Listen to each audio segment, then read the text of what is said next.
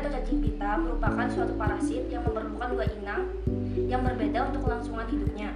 Cacing pita dewasa biasanya hidup pada saluran pencernaan inang sejati, definite host, sedangkan bentuk larvanya ditemukan pada otot, hati, otak atau jaringan di bawah kulit inang antara intermediary host.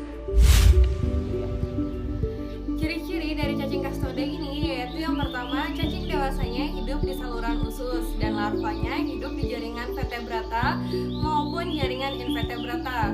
Untuk bentuk badan dari cacing kastode ini pipi dorsoventral, memanjang seperti pita dan bersegmen. Selanjutnya ciri-cirinya yaitu tidak mempunyai alat cerna, hermafrodit. Selanjutnya untuk reproduksinya ada yang ovivar dan kadang-kadang berbiak dalam bentuk larva. Sifat Castoda. Cacing pita bersifat hermafrodit, tiap segmen memiliki sepasang alat reproduksi. Dalam Ispanda 2016. Cara atau metode identifikasi Castoda. Identifikasi cacing berdasarkan hewan terinfeksi, predileksi dan ciri-ciri morfologinya. Untuk dapat mengamati ciri-ciri morfologi cacing secara lebih jelas terlebih dahulu harus dibuat sediaan. Cacing ada yang berukuran hanya beberapa mili dan ada juga yang berukuran sampai beberapa meter. Untuk mengidentifikasi cacing yang berukuran kecil atau yang salah satu bagiannya bisa mewakili cacing secara keseluruhan seperti proglotid cacing pita, dibuat sediaan permanen dengan pewarnaan, sedangkan cacing yang ukurannya besar dibuat sediaan permanen tetapi tidak dengan pewarnaan.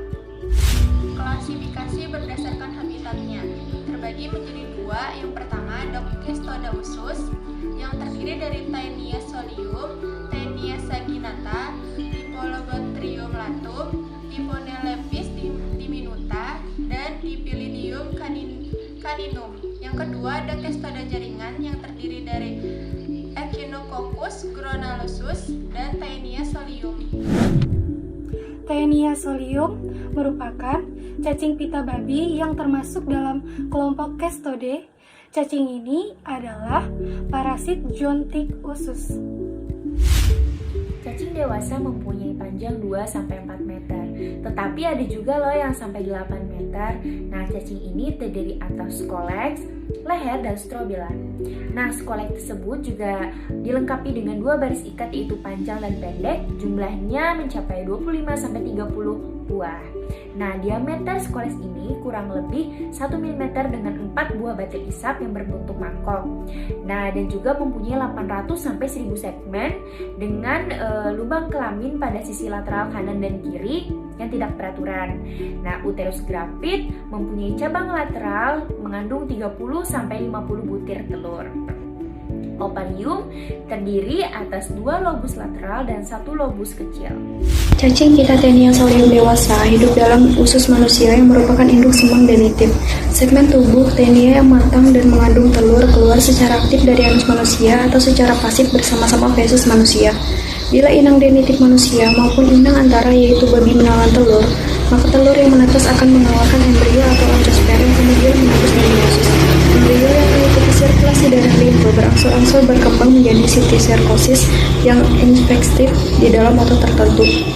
Otot yang paling sering terserang sistiserkus yaitu jantung, diafragma, lidah, otot pengunyah, daerah esofagus, leher, dan otot-otot anar tulang rusuk. Jenis penyakit yang ditimbulkan Taeniasis merupakan penyakit akibat infeksi parasit atau cacing dunia. Taeniasis adalah suatu penyakit zoonosis atau menular dari hewan ke manusia yang disebabkan oleh cacing. Taeniasis umumnya ditemukan pada masyarakat dengan sanitasi yang tidak baik. Salah satu penyebab Taeniasis yang umum ditemukan adalah Taenia solium. Taenia solium merupakan cacing pita pada babi. Di Indonesia, kasus Taeniasis banyak ditemukan di Provinsi Irian Jaya di mana konsumsi terhadap daging babi sangat tinggi. Kista Taenia solium ini bersifat neurositiosis yang teridentifikasi sebagai penyebab 30-50% kasus epilepsi di negara berkembang. Gejala atau ciri-ciri pengidap penyakit Taenia solium. Kasus taeniasis pada manusia bisa tanpa gejala asimptomatis ataupun hanya sedikit menimbulkan gejala. 20 gejala klinis dapat timbul sebagai akibat iritasi mukosa usus ataupun toksin yang dihasilkan cacing.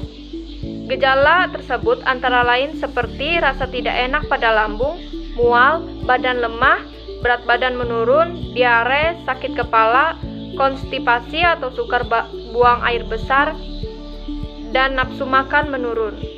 Gejala tersebut dapat disertai dengan ditemukannya proklotit cacing yang bergerak-gerak lewat dubur bersama atau tanpa tinja, sehingga secara psikologis penderita dapat merasa cemas dan gelisah.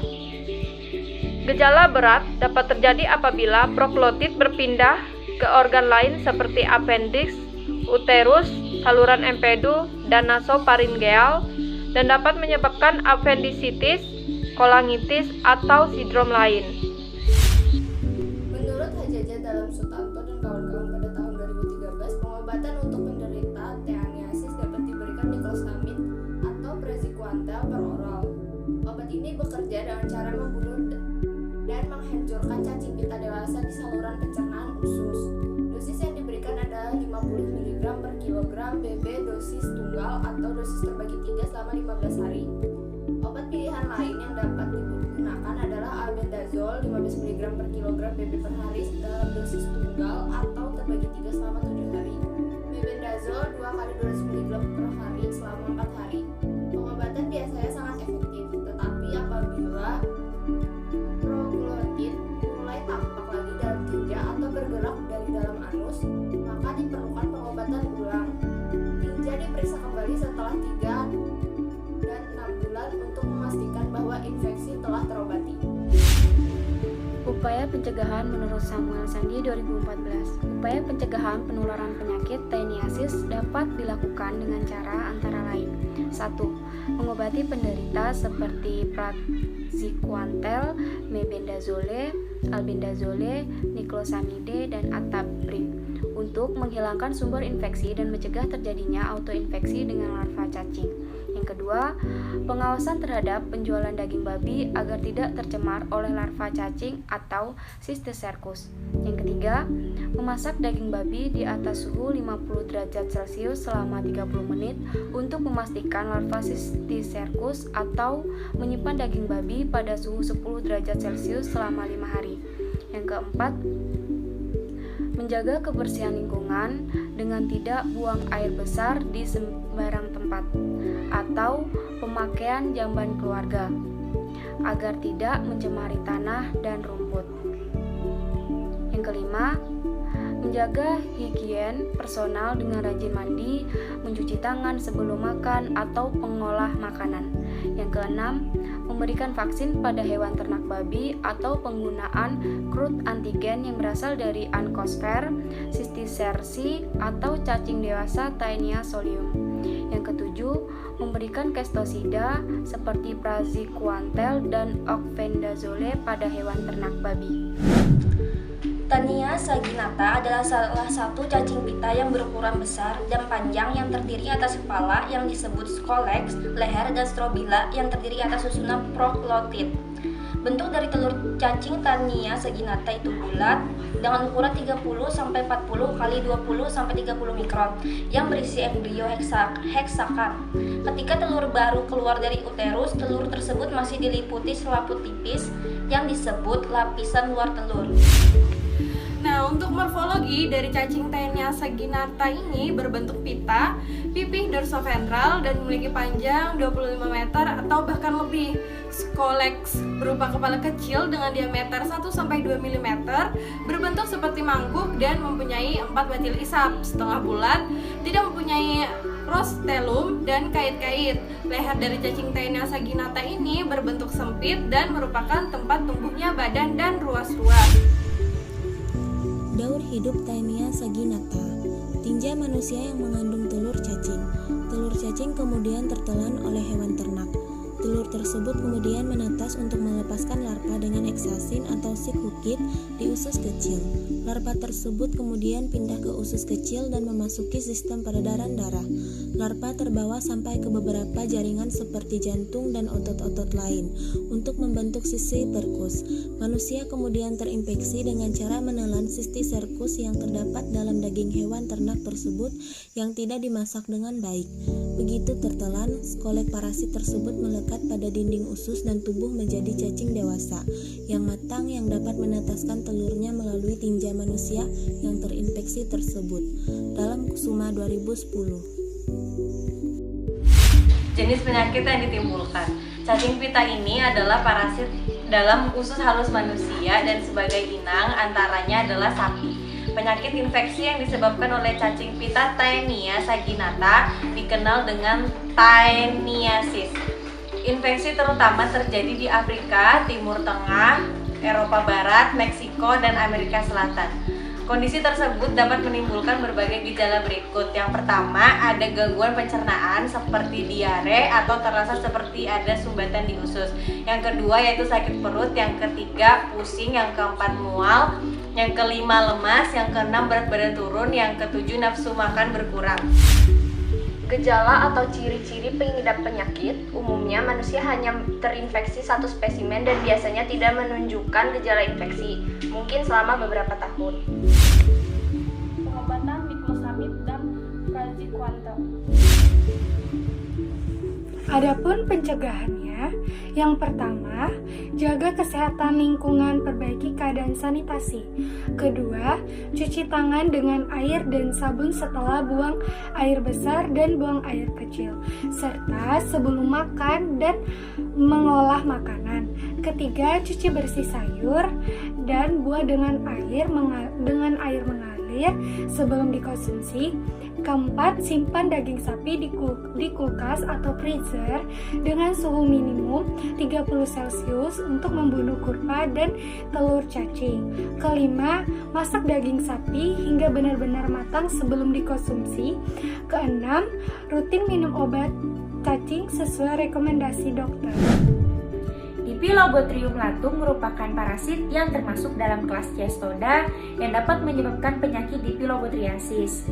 Hospes definitif cacing ini adalah manusia, anjing, kucing, babi, beruang, anjing laut, ikan paus, dan singa laut. Hospes intermediar 1 yaitu golongan Copepoda antara lain genus Skyclops dan Diaptomus. Sedangkan hospes intermediar 2 yaitu ikan. Nama lain cacing ini adalah cacing pita ikan, the fish tapeworm, Taenia lata, board tapeworm, Dibotriocephalus latus.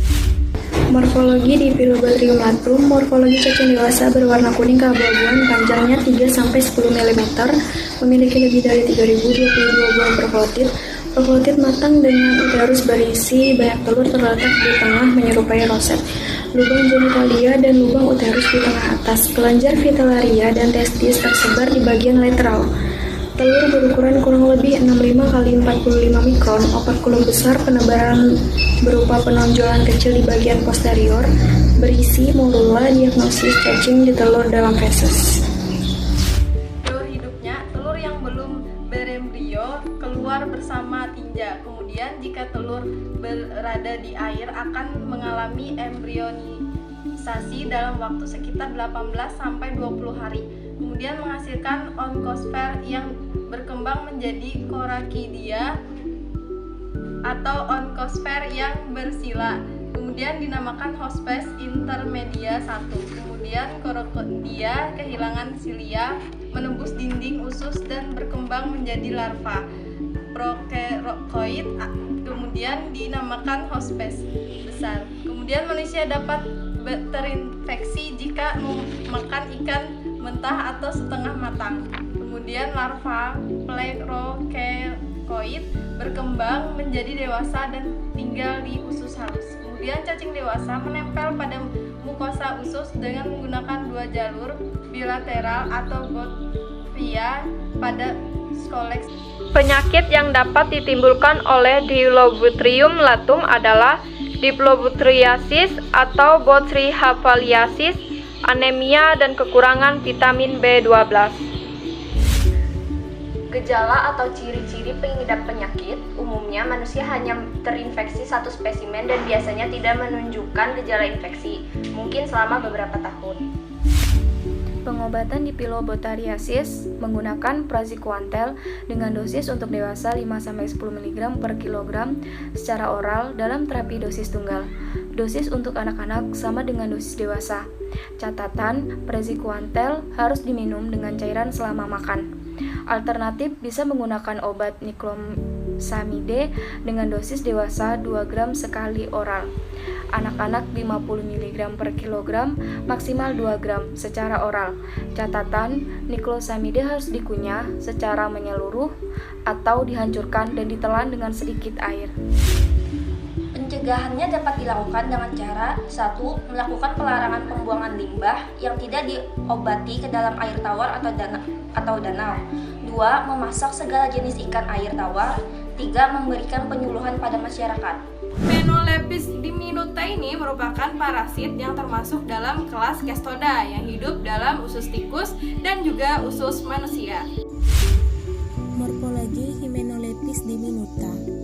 Cacing dewasa berukuran 20-60 cm, skolek kecil bulat, mempunyai 4 seker dan rostelum tanpa kait, proglotit grapit lepas dari strobila. Dalam Sintawati 2019. Gaur hidup Hymenolapis diminuta.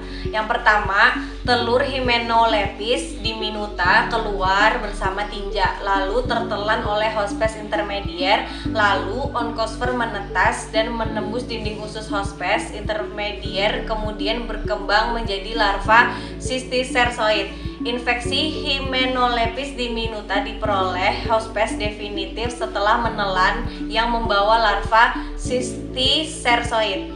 Larva cysticercoid menempel pada mukosa usus halus lalu menjadi cacing dewasa dalam waktu 20 hari. Selanjutnya, jenis penyakit yang ditimbulkan. Hymenolophiasis merupakan jenis penyakit yang ditimbulkan karena terinfeksi Hymenolapis diminuta. Cacing jenis ini sering ditemukan dalam tubuh tikus, salah satunya Ratus norvegicus.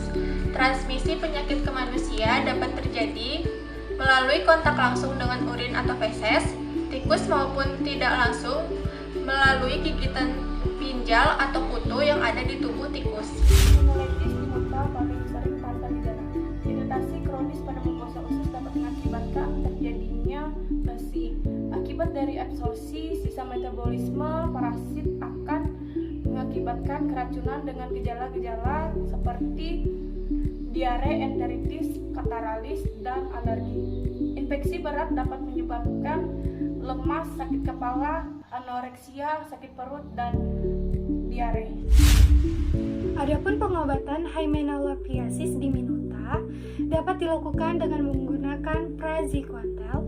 Praziquantel dewasa dan anak-anak 25 mg per kilo dalam terapi dosis tunggal. Obat alternatif dapat menggunakan niclosamid dan nitazosanid. Dosis niclosamid pada orang dewasa 2 gram dalam dosis tunggal selama 7 hari. Anak-anak 11 sampai 34 kg, 1 gram dalam dosis tunggal pada hari pertama, kemudian 500 mg per hari secara oral selama 6 hari.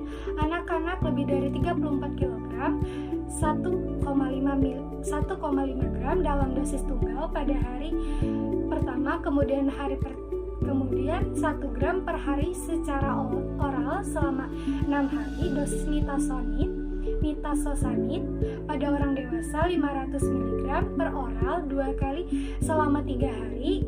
Anak-anak berusia 12-47 bulan 100 mg per oral 2 kali sehari selama 3 hari. Anak-anak 4-11 tahun 200 mg per oral 2 kali selama 3 hari. Cuci tangan sebelum makan dan cuci, kupas, dan masak buah dan sayuran sebelum dimakan. Pengertian Diphyllobothriomatum. Diphyllobothriomatum Inomonatum merupakan parasit yang termasuk dalam kelas Cestoda yang dapat menyebabkan penyakit Diplobothriasis. Hospes definitif cacing ini adalah manusia, anjing, kucing, babi, beruang, anjing laut, ikan paus, dan singa laut. Hospes intermedier 1 yaitu golongan Cephalopoda antara lain genus Cyclops dan Dioptomys. Sedangkan hospes intermedier 2 yaitu ikan. Nama lain cacing ini adalah cacing pita ikan, Diphis tapeworm, Taenia lata, bird tapeworm, Dibothriocephalus latus.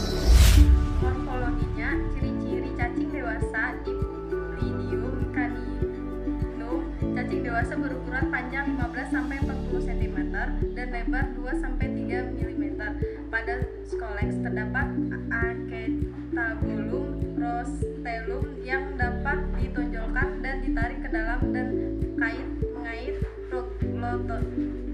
proktolotid membesar di tengahnya terbentuk seperti biji labu atau timun. Pada strobila dijumpai 10-175 proktolotid.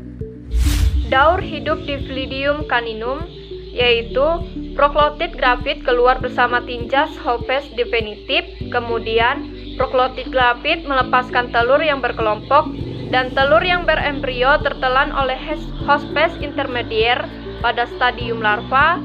Onskosper menetas, menembus dinding usus dan tembus menjadi ciceroid. Hospes intermedier pada stadium tumbuh menjadi kutu dewasa. Hospes definitif terinfeksi jika menelan pinjal yang mengandung citicersoid. Kemudian citicersoid berkembang menjadi cacing dewasa di usus dalam waktu sekitar 1 bulan. Jenis penyakit yang dapat ditimbulkan yaitu diare atau reaksi alergi beserta penurunan berat badan dan dapat menyebabkan nyeri epigastrium. Gejala atau ciri pengidap penyakit. Pada infeksi ringan, umumnya tidak menimbulkan gejala klinik, sedangkan pada infeksi berat atau yang terjadi pada anak-anak dapat menimbulkan diare. Menurut Natadi Sastra dan kawan-kawan pada tahun 2009, infeksi decaninum sering tanpa gejala pada manusia, meskipun ada beberapa laporan dari sakit perut, diare, iritasi, dan gatal-gatal anal. Menurut Reddy pada tahun 1982, tidak ada diskusi tentang patogenisitas pada anjing atau kucing host. Namun, Capel menyatakan bahwa infeksi pada manusia biasanya terbatas pada satu worm. Jika hal yang sama berlaku pada anjing dan kucing, maka efek investasi harus serupa. Laporan lain menunjukkan bukti sebaliknya, bahwa sampai 25% dari infeksi melibatkan beberapa cacing dalam kasus manusia, meskipun ada perbedaan dalam patogenisitas disebutkan, menurut Carrier pada tahun 1973. Pengobatan. Menurut Beckman et al. 2018, pengobatan dapat dilakukan dengan pemberian terapi praziquantel dan niclosamide. Praziquantel merupakan antihelmintik terutama untuk Cestoda yang merupakan derivat dan pyrazinoids quinocolin. Untuk cara pencegahan dari penyakit ini, yang pertama yaitu bersihkan hewan peliharaan dari kutu anjing atau kutu kucing. Bersihkan kotoran hewan peliharaan Anda, terutama di taman bermain dan di tempat umum, dengan cara mengubur tinja atau dengan menaruhnya di kantong plastik, kemudian dibuang di tempat sampah. Selanjutnya, jangan biarkan anak-anak bermain di tanah yang kemungkinan terdapat kotoran anjing atau kotoran hewan lainnya. Selanjutnya, mengajari anak-anak untuk selalu mencuci tangan dengan sabun setelah bermain dengan anjing atau kucing dan setelah bermain di luar. Cestoda jaringan atau larva, Echinococcus granulosus. Pengertian, Echinococcus granulosus merupakan cacing dari kelas Cestoda yang paling kecil. Pada manusia, cacing ini dapat menimbulkan penyakit Rhinococcus cystic. Penyakit ini disebut juga dengan hidatit atau hidatidosis. Hospes definitif parasit ini adalah anjing dan hewan karnivora lain, sedangkan hospes intermediernya adalah herbivora, seperti domba, kambing, babi, sapi, kuda, dan unta. Dalam Kusumasari 2019. Morfologi dari Cestoda jaringan larva. yaitu morfologi cacing dewasa panjang 3-6 mm, memiliki 1 proklotid imatur, 1 proklotid matur, dan 1 proklotid grafit. Scolex bulat memiliki 4 batil isap, rostelum dengan kait-kait, mempunyai leher. Telur sulit dibedakan dengan telur Taenia. Kista hidatid terdiri atas lapisan kutikula, lapisan germinativum, dan jaringan hospes. Diagnosis menemukan Scolex yang dikeluarkan dari cairan kista atau dengan reaksi Casoni. Selanjutnya ada siklus hidup Echinococcus granulosus, dimulai dari cacing dewasa panjang 3-6 mm, tinggal dalam usus kecil hospes definitif seperti anjing, serigala, kucing. Selanjutnya proklotid yang matang akan melepaskan telur dan dikeluarkan bersama feses hospes definitif. Jika termakan oleh hospes perantara yang cocok, telur pecah di usus kecil, melepaskan onkosfer yang berpenetrasi ke dinding usus dan bermigrasi mengikuti sistem sirkulasi ke organ, terutama hati dan paru. Pada hati dan paru, onkosfer akan berkembang menjadi kista, perlahan-lahan membesar dan menghasilkan protoscolex dan kista anak, kemudian mengisi ruang kista. Hospes definitif akan terinfeksi jika memakan organ hospes perantara yang terinfeksi kista. Di usus, protoscolex mengalami evaginasi dengan menempel pada dinding usus menjadi cacing dewasa, yaitu selama 32-80 hari. Jenis penyakit yang ditimbulkan yaitu hidatisoda. Bedah penghapusan kista, kemoterapi, dan obat. Program yang lebih spesifik adalah menggunakan obat cacing secara langsung untuk membunuh cacing pita dan mengendalikan populasi anjing liar. Pencegahan Echinococcus granulosus mengurangi penularan parasit dewasa pada anjing, kambing, dan babi, menjauhkan anjing dari penjagalan, anjing yang berkeliaran harus dimusnahkan, makanan dan air minum harus dimasak dengan baik, penerangan pada penduduk akan bahaya bergaul dengan anjing. Pengertian dari Taenia merupakan salah satu cacing pita yang termasuk dalam kingdom Animalia, filum Platyhelminthes, kelas Castoda, ordo Chilophilidae, famili Taenidae. Tubuh cacing ini terdiri atas 3 bagian, yaitu Scolex, leher, dan strobila. Scolex merupakan organ tubuh Castoda yang berfungsi untuk melekat pada dinding usus. Scolex merupakan anggota tubuh yang dapat digunakan untuk mengidentifikasi spesies dalam genus Taenia. Morfologi Scolex solium terdiri atas sebuah rostelum dan 4 buah batil hisap atau saker. Rostelium dan saker tersebut dikelilingi oleh sebaris kait panjang 180 dan kait pendek 130, di mana setiap barisan tersusun atas 22-32. Morfologi Taenium solium pada cacing dewasa panjangnya 4-10 mm, memiliki 1000-2000 proklotid, memiliki Scolex dengan diameter 1-2 mm, dan mempunyai 4 penghisap tanpa hook. Siklus hidup Taenia solium diawali ketika telur cacing keluar bersama feses ke lingkungan. Kemudian telur termakan oleh babi. Setelah itu telur menetas menjadi embrio cacing di dalam usus babi dan akan bergerak melalui darah ke jaringan lainnya.